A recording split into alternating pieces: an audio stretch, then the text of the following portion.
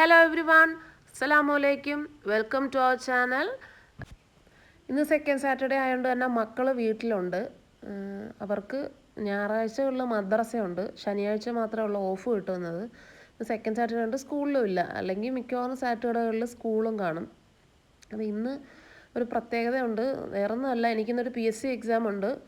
അന്നേരം അതിന് പോകണമായതുകൊണ്ട് മൊത്തത്തിലൊരു തട്ടിക്കൂട്ട് പരിപാടിയാണ്. രാവിലെ ബ്രേക്ക്ഫാസ്റ്റായിട്ട് ഉപ്പുമാവായിരുന്നു.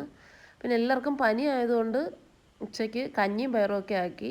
എന്നിട്ട് എക്സാമിന് പോകാനുള്ളൊരു പ്രിപ്പറേഷനിലാണ് ഞാൻ. അപ്പം നമ്മൾ കഴിഞ്ഞ ഒരു വീഡിയോയിൽ ഭർത്താക്കന്മാർ ഭാര്യമാരെ സന്തോഷിപ്പിക്കണം, അല്ലെങ്കിൽ കുടുംബജീവിതം സന്തോഷകരമായിട്ട് പോകാൻ വേണ്ടിയിട്ട് ഭർത്താക്കന്മാരെ ശ്രദ്ധിക്കേണ്ട കുറച്ച് കാര്യങ്ങൾ നമ്മൾ ഡിസ്കസ് ചെയ്തായിരുന്നു. അപ്പോൾ അതിൻ്റെ ബാക്കി കുറച്ച് പോയിൻറ്റ്സും കൂടെ ഉണ്ടെന്ന് ഞാൻ പറഞ്ഞായിരുന്നു.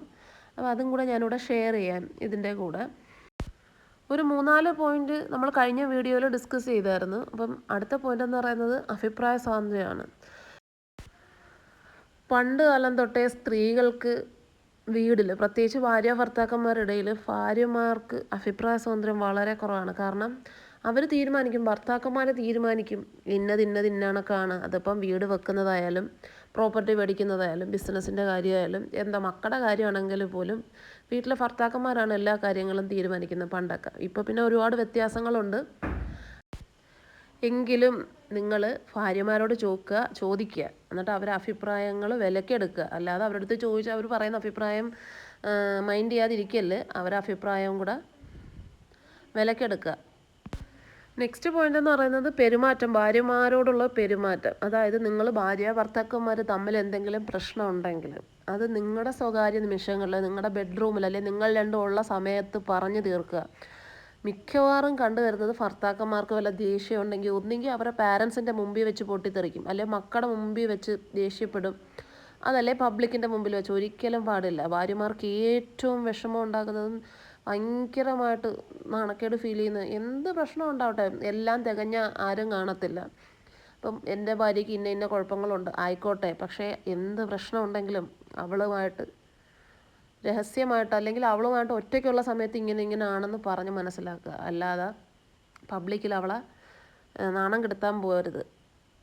അടുത്തതെന്ന് പറയുന്നത് ഫിസിക്കൽ ടച്ചാണ്. പൊതുവേ സ്ത്രീകൾക്ക് ഹോർമോൺ വേരിയേഷൻ കാരണം മൂഡ് സ്വിങ്സ് കൂടുതലായിരിക്കും, പ്രത്യേകിച്ച് പീരിയഡ്സ് ടൈമിലൊക്കെ. അതുപോലെ എമോഷണലി ഡൗൺ ആയിരിക്കുന്ന സമയത്തൊക്കെ അവരെ ഒന്ന് ഫിസിക്കലി, അതായത് ഒന്ന് ഹഗ് ചെയ്യുക, അല്ലെങ്കിൽ അവരെ കയ്യിലൊന്ന് പിടിക്കുക, അല്ലെങ്കിൽ ജസ്റ്റ് ഒരു ചെറിയ സ്മൈൽ മുഖത്ത് കൊണ്ടുവന്നിട്ട് അവർ ഭയങ്കരമായിട്ട് ഇമോഷണലി ഇതായിട്ടിരിക്കുന്ന സമയത്തൊക്കെ ഒന്ന് അവരെ ഒന്ന് ആശ്വസിപ്പിക്കുമ്പം അതവർക്ക് ഭയങ്കര സന്തോഷം കൊടുക്കുന്നൊരു കാര്യമാണ്. നെക്സ്റ്റ് പോയിൻ്റ് എന്ന് പറയുന്നത് സ്ത്രീകളുടെ അല്ലെങ്കിൽ ഭാര്യമാരുടെ മാതാപിതാക്കളെ പരിഗണിക്കുക എന്നുള്ളതാണ്.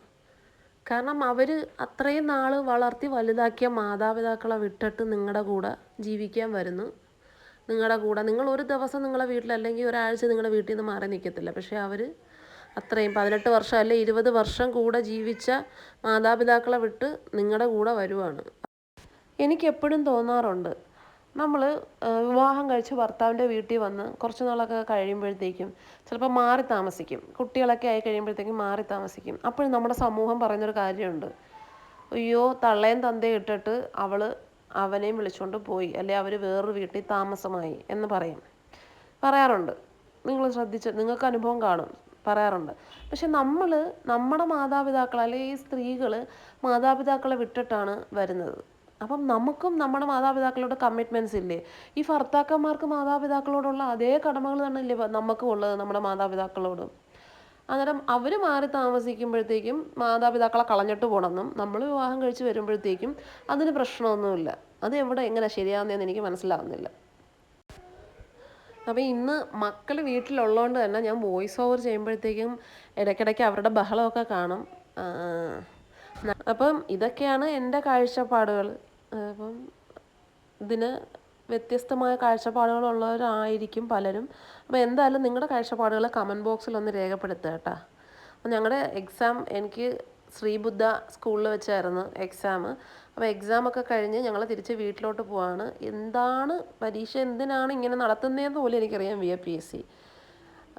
കാരണം ഞാനൊരു 5 മാസം മുമ്പ് ഒരു എക്സാം എഴുതിയായിരുന്നു, ഒരു യൂണിവേഴ്സിറ്റിയുടെ എക്സാം എഴുതിയിട്ട് അതെന്തോ കേസായിട്ട് കിടക്കുക, ഇതുവരെ റിസൾട്ട് വന്നിട്ടില്ല. പിന്നെ നമ്മളെപ്പോലുള്ള ആസ്പിരൻസ് പ്രതീക്ഷയോടെ ഓരോ എക്സാമും എഴുതുന്നു. ഇതാണെങ്കിൽ +2 ക്വാളിഫിക്കേഷൻ ഉള്ളൊരു എക്സാം. അതിനാണെങ്കിൽ 50 മാർക്ക് മാത്രം ഫിസിക്സ് കെമിസ്ട്രി അല്ലെങ്കിൽ +2ൻ്റെ ഉള്ളൂ. ബാക്കി 50 മാർക്ക് MLT പഠിച്ചവർക്കുള്ളതാണ്. പിന്നെ എന്തിനാണെന്ന് +2 ക്വാളിഫിക്കേഷൻ വെച്ചത്? അല്ലെങ്കിൽ അവർക്ക് MLT ക്വാളിഫിക്കേഷൻ വെച്ചാൽ പോരെ. എന്ത് വട്ട് BSc ആണെന്ന് എനിക്കറിയാൻ വയ്യ. പിന്നെ നമ്മളെപ്പോലെ ജോലി ആവശ്യമുള്ളവർ അതിനനുസരിച്ച് അവരെ ഒഴുക്കിനനുസരിച്ച് നമ്മളും ഒഴുകുന്നു എന്നേ ഉള്ളൂ. അപ്പോൾ ഇത്രയേ ഉള്ളൂ ഇന്നത്തെ വീഡിയോ. ഞങ്ങൾ എക്സാമൊക്കെ എഴുതിയിട്ട് മക്കൾ 3 പേരുമായിട്ടാണ് പോയത്. അവർ വണ്ടിയിലിരുന്ന് കൈയായിട്ട് ഞാൻ എക്സാം എഴുതി തിരിച്ചു വന്ന് റെയിൽവേ ക്രോസ് അടവായിരുന്നു. വരുന്ന വഴി പിള്ളേർക്ക് സ്നാക്സൊക്കെ മേടിച്ചു, ഏത്തയ്ക്കാപ്പവും വടയൊക്കെ മേടിച്ച് വീട്ടിൽ വന്ന് ചായയൊക്കെ ഇട്ട് ഞങ്ങളതുമായിട്ട് കഴിച്ചു. അപ്പോൾ എൻ്റെ വീഡിയോസ് കാണാത്തവർ കണ്ട് സബ്സ്ക്രൈബ് ചെയ്ത് സപ്പോർട്ട് ചെയ്യുക, ഷെയർ ചെയ്യുക വീഡിയോസൊക്കെ. നമ്മുടെ ചാനൽ കൂടുതലും സബ്സ്ക്രൈബ് ചെയ്യാതെയാണ് പലരും വീഡിയോസ് കാണുന്നത്. അപ്പോൾ സബ്സ്ക്രൈബ് ചെയ്ത് കാണുക. അപ്പോൾ ഇത്രയൊക്കെയുള്ളൂ ഇന്നത്തെ വീഡിയോ. നെക്സ്റ്റ് വീഡിയോയിൽ കാണാം. അപ്പം വേറൊരു ടോപ്പിക്കുമായിട്ട് നമുക്ക് വീണ്ടും വരാം. അസ്സലാമു അലൈക്കും. Bye bye.